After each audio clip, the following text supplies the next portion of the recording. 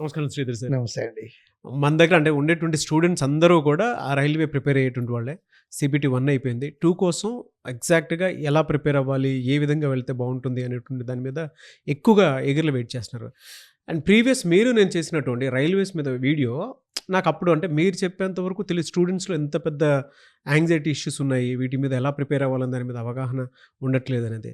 ఆ రోజు వీడియో చేసేటప్పుడు సరే ఓకే చేస్తున్నాం కదా అనుకున్నాను, కానీ బట్ అంత బాగా చూసి ఆ డైరెక్షన్లో పిల్లలు వెళ్ళేటువంటి వాళ్ళు ఉంటారని ఎక్స్పెక్ట్ చేయలేదు సార్. దాన్ని బేస్ చేసుకుని అడుగుతున్నాను, ఎందుకంటే దాని కింద కామెంట్ బాక్స్లో నేను చూశాను. ఓకే. ఎగ్జాక్ట్గా కొన్ని విషయాలు మీరు ఏవైతే చెప్తున్నారో వాటి మీద వీడియోస్ చేస్తే బాగుంటుందని ఆ రోజు అనిపించింది నాకు. సో దాన్ని బేస్ చేసుకుని అడుగుతున్నాను, CBT 2కి ఎలా ప్రిపేర్ అవ్వాలి? యాక్చువల్‌గా అండి ఏఎల్‌పీ ఇది మనం మాట్లాడుకునేది అసిస్టెంట్ లోకో పైలట్. అవును. ఈ ఏఎల్‌పీ CBT 1 ఎగ్జామ్ పిల్లలు రాసేశారు. రాసినయి మార్కులు కూడా వచ్చేసినాయండి పిల్లలకి.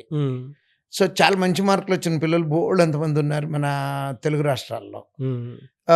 కాకపోతే ఏంటంటేనండి CBT 1 బాగా రాస్తున్నారు. CBT 2కి ప్రిపరేషన్ కొంచెం కరెక్ట్‌గా జరగట్లేదండి పిల్లల దగ్గర. దానికి నేను చెప్పేది ఏంటంటే CBT 1లో ఏ సిలబస్ అయితే ఉందో సేమ్ సిలబస్ CBT 2లో కూడా ఉంటూ దానికి ఎడిషనల్ సిలబస్లు ఉన్నాయండి. అంటే 50 మార్క్స్కి బేసిక్ సైన్స్ అండ్ ఇంజనీరింగ్ అని ఉంది.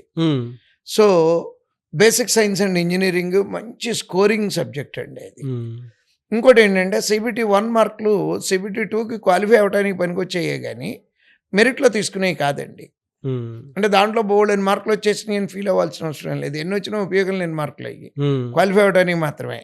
సో CBT 1 అయిపోయింది అంటే చాలా అచీవ్మెంట్ కింద ఫీల్ అవ్వాలండి. ఫీల్ అయ్యి దానికి ఆ లెగసీని కంటిన్యూ చేయాలి. ఎట్లా అంటే CBT 1కి మనం ఎంత అయితే సబ్జెక్ట్ చదువుకున్నామో రీజనింగ్, ఈ అర్థమెటిక్ ఇదంతా సేమ్ లెవెల్లో ప్రిపరేషన్ కంటిన్యూ చేస్తూ బేసిక్ సైన్స్ అండ్ ఇంజనీరింగ్ దాంట్లో ఎస్పెషల్లీ కొన్ని అంటే వెయిటేజ్లు అవన్నీ చూసుకొని PYQలు చూసుకొని బేసిక్ సైన్స్ అండ్ ఇంజనీరింగ్ అది 50 మార్కుల పేపర్ అండి. అది కొత్త పేపర్ కాబట్టి దాని మీద కొంచెం ఎక్కువ ఫోకస్ పెట్టాలి.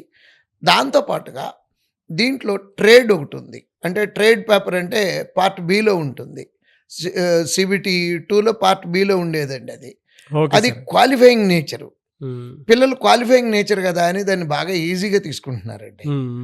లాస్ట్ టైం నేను అబ్జర్వ్ చేసింది ఏంటంటే మన దగ్గర చదువుకున్న పిల్లలే 100లో ఉన్నారు. CBT 2లో పార్ట్ ఏలో కట్ ఆఫ్ మార్కుల కన్నా ఎక్కువ మార్కులు వచ్చి ట్రేడ్ ఫెయిల్ అయిన వాళ్ళండి. ఓకే. అంటే వచ్చు కదా మనకి, మనం చదువుకున్న సబ్జెక్ట్ కదా. అంటే దాంట్లో ఎలక్ట్రికల్ ఉంటుంది, మెకానికల్ ఉంటుంది. మెకానికల్లో రకరకాల ట్రేడ్లు ఉంటాయి. ఆ ట్రేడ్ ఉన్న మార్కుల్లో నుంచి వాళ్ళకి 27 మార్కులు రావాలి. 75 మార్కులకి 27 మార్కులు రావాలండి. 27 మార్కులే కదా అనుకొని కొంచెం కేర్లెస్గా ఉండి దాని మీద ఫోకస్ తక్కువ పెడుతున్నారు పిల్లలు. దాని మూలాన నష్టం జరుగుతుందండి. ఎందుకంటే అది కనుక CBT 2 కనుక కంప్లీట్ చేసుకెళ్తే 1:8 రేషియోలో CBATకి పిలుస్తారు. అంటే అక్కడ కాంపిటీషన్ బాగా తగ్గిపోతుంది యాక్చువల్గా చెప్పాలంటే. ఆల్మోస్ట్ ఉద్యోగం వచ్చినట్టుగా ఫీల్ అవ్వచ్చు మనము. దాంట్లో కాకపోతే ఏంటంటే క్వాలిఫై అవ్వటం మీద కాకుండా పార్ట్ ఏలో కొంచెం ఎక్కువ మార్కులు తెచ్చుకోవటానికి బేసిక్ సైన్స్ అండ్ ఇంజనీరింగ్ మీద, అంటే అదే పాయింట్ 4-5 సార్లు మాట్లాడుతున్నాను అనుకోవద్దు.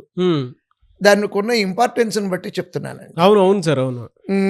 అంతకుముందు ఎగ్జామ్లో లేదు, ఈ ఎగ్జామ్లో ఉంది కాబట్టి దాన్ని ఇంకొంచెం బాగా చదువుకోవాలని చెప్తున్నాను. సో ఫైనల్ కంక్లూజన్ ఏంటంటే పాత ప్రిపరేషన్ కంటిన్యూ చేస్తూ బేసిక్ సైన్స్ అండ్ ఇంజనీరింగ్ మీద ఎక్కువ ఫోకస్, దాంతోపాటుగా ట్రేడ్ని క్వాలిఫైయింగ్ సబ్జెక్ట్ అనుకోకుండా క్వాలిఫైయింగే అది. అంటే క్వాలిఫైయింగే అనుకొని తక్కువ చదువుకుంటే కట్ ఆఫ్ మిస్ అవుతున్నారు.